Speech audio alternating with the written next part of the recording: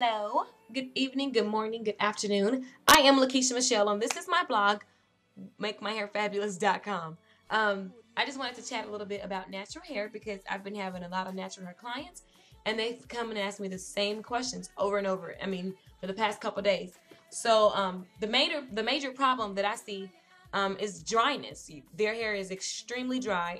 It just soaks up whatever you put in it, and you don't want to weigh it down with products, so you're trying to find the solution, the medium in between the two. Find a product line that is for natural hair that has a great moisture balance and pH balance, so that when you're putting you can't just use a regular shampoo. I mean, you might if it's a great shampoo, but more than likely you need to find something that is like has that extra moisture. Kera Care has a line with I can't remember the name of it, but they have a shampoo that's really moisturizing. And you need to find you a good conditioner. Humectant conditioners are the bomb. Nexxus has it. Design Essentials has it. B&B has it. Google it. Humectant conditioners. You're on the internet, so Google it. But find products that put moisture in your hair. You need all the moisture that you can get. Remember to deep condition regularly. Find not just a regular, not get some conditioner and sit under the dryer. Go deeper than that. Find it like Raykin has a great Kim shot. It's called a Kim shot, but it's a type of conditioner that you can use. Puts all the proteins and keratin back in your hair. Apogee has a great deep conditioner, and that's cheap. You can find that at Sally's. So find a deep conditioner. Do that every 2 weeks, or every 2 to 3 weeks, and don't over condition, but keep the moisture in your hair. It's all about moisture. And then you have to find a hair dressing or a type of oil for your hair that doesn't weigh your hair down. Because with curly hair, you don't have to wash your hair as much as you would. Well, most of the people that sat in my chair were mixed, and so they feel like their mom is like maybe whatever the race is, and they wash their hair every day or every other day. With curly hair, you don't have to wash your hair as much because you're gonna dry it out. So you gotta find a product that won't weigh your hair down and to where it'll attract all kind of lint and dust and dirt, because the more products in your hair, the more dust and lint, and it's just gonna get greasy and ugh.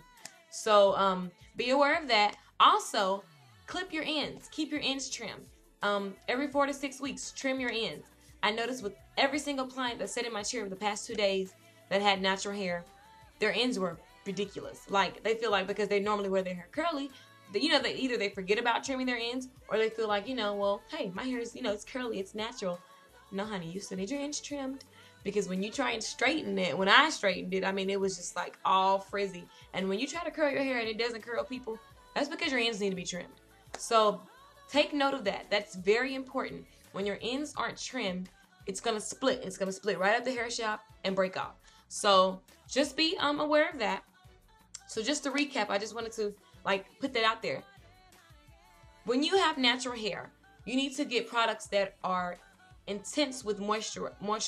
Like I said, your shampoo and your conditioner and whatever hair dressing that you use needs to be all about moisture, because natural hair has a tendency to be dry. And guys, you have to take into effect the things that you do every day, or throughout the weeks or whatever. Are you taking new medication?